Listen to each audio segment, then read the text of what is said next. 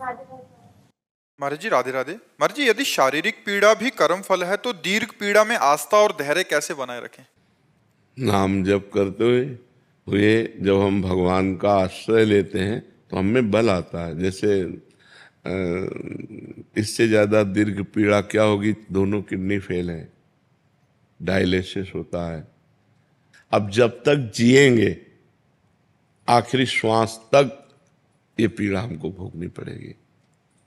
तो दीर्घ पीड़ा है, लेकिन भगवान का भरोसा है और भगवान का नाम जप है तो उससे हिम्मत आ जाती है। हम आप लोगों के सामने बैठ कर के भगवत चर्चा कर पाते हैं। तो नाम जप से और भगवत आश्रय से ये दो बातें होनी चाहिए।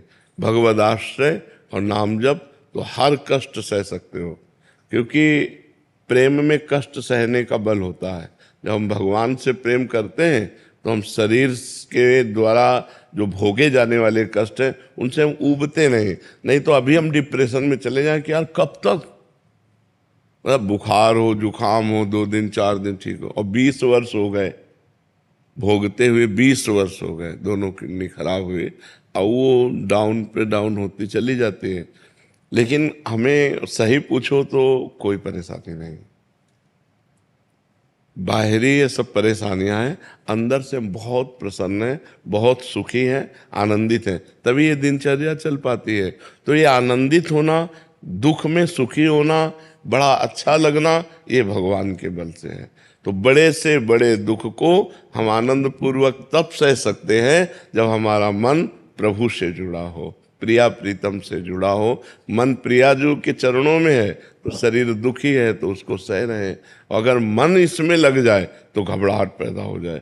अब ये एक बार होना हो तो चलो हिम्मत कर ले, अतरे दिन रोज ये सब तो कितना बड़ा मतलब कष्ट का विषय है। लेकिन आपसे सच्ची कहते हैं, हर कष्ट आनंददायक होता है।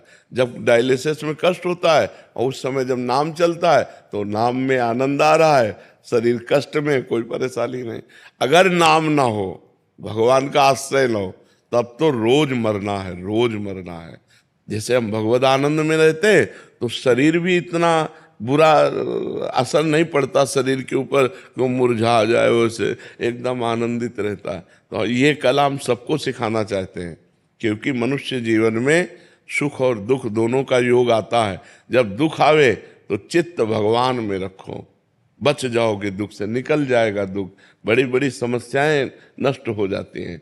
अगर भगवान से चित्त नहीं जुड़ा, प्रभु से चित्त नहीं जुड़ा, तो हम संसार की समस्याओं में पिस जाएंगे। तभी लोग डिप्रेशन में हो जाते हैं, परेशान हो जाते हैं। अगर भगवान में चित्त जुड़ा है तो डिप्रेशन नहीं आ सकता, हृदय आनंदित रहेगा कि यार हर समस्या भगवान समाधान कर सकते हैं। अगर वो हमें दुख भोगा रहे हैं तो कोई मंगल है, हमारे पापों का नाश हो रहा है, लेकिन है ना प्रभु, प्रभु हैं, इस बात से बड़ा आनंद रहता है।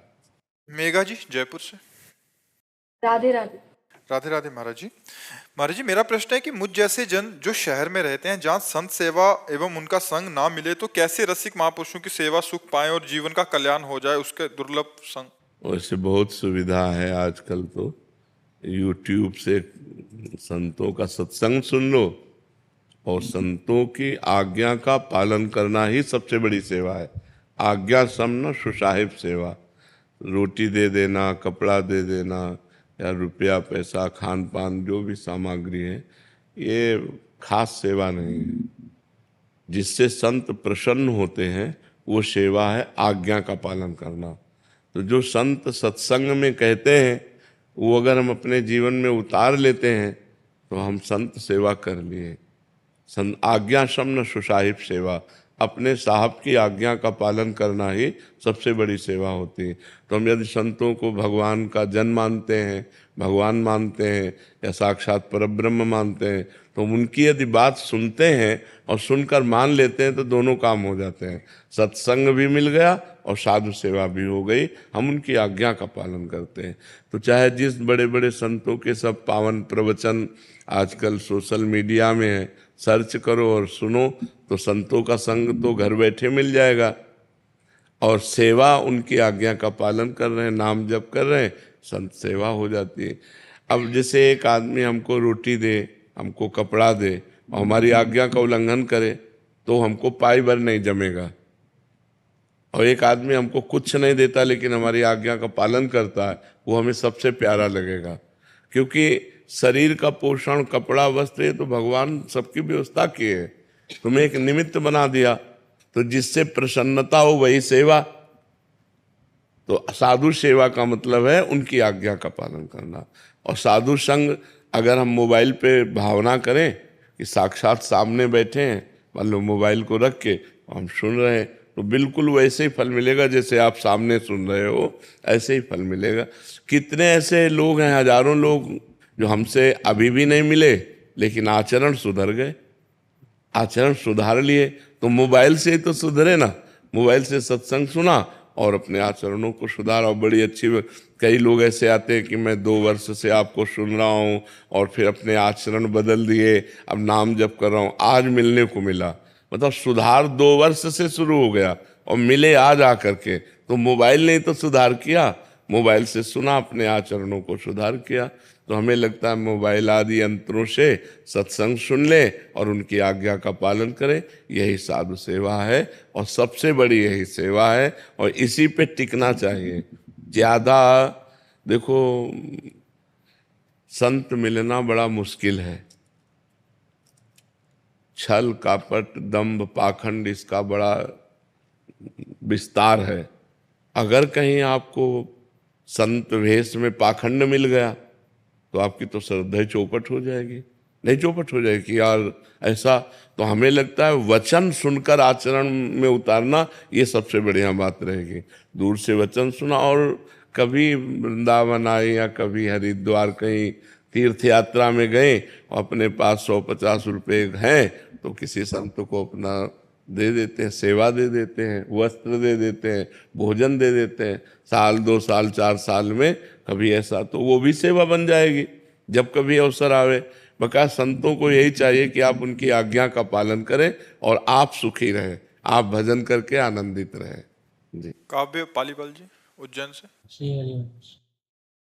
महाराज जी, वेदों में अग्नि की अद्वितीय महिमा का वर्णन है। महाराज जी, दास के मन में जिज्ञासा है कि उस अग्नि को शरीर के अंदर किस प्रकार अनुभव किया जाए, कृपया मार्गदर्शन। भगवान सबके अहम वैश्वानरो भूत्वा देहिनाम प्राणिमाश्रिता, भगवान ने कहा नहीं, मैं सबके अंदर वैश्वानर अग्नि के रूप में विराजमान हूँ। तो भगवान ही तो सब रूप में विराजमान है, चाहे वो अग्नि के रूप में इंद्रियाणाम मनस्यास्मि, इंद्रियों में मैं मन हूँ, वही सब है। मैं ही पंचभूत हूँ, मैं ही त्रिगुण हूँ, मैं ही पंचभूत और त्रिगुण से परे हूँ। तो भगवान ही सब रूपों में है, चाहे अग्नि रूप में मानो, चाहे वायु रूप में मानो, चाहे आप जल रूप में मानो, चाहे आकाश रूप में मानो, चाहे पृथ्वी रूप में मानो, पंचभूतों के रूप में भी भगवान है। जैसे भगवान ने वर्णन किया अष्टधा प्रकृति का, जो अपरा प्रकृति है और परा प्रकृति दोनों भगवान के स्वरूप हैं। तो अष्टधा प्रकृति में ये सब आता है, जल, अग्नि, वायु, आकाश, पृथ्वी, मन, बुद्धि, अहंकार, ये सब भगवान ही है। सब भगवान मैंने खूब नाम जप करो और भजन करो और शरीर में अनुभव करो, हृदय में भगवान ही साक्षात बैठे हैं। यहाँ जो भगवान शास्त्र शीर्षा पुरुखा शास्त्राक्षा शास्त्रपात सभूमि ग्वं सर्वतस प्रत्वा त्यतिष्ठत दशांगुलम, नाभि से लेकर ऐसे नापो, ये हृदय देश 10 अंगुल में जो स्थान नाभि से पड़ता है उसे हृदय देश है। त्यतिष्ठत दशांगुलम, यहाँ भगवान विराजमान है। तो स्वयं भगवान विराजमान है, तो सब रूपों में भगवान तो विराजमान है ही है।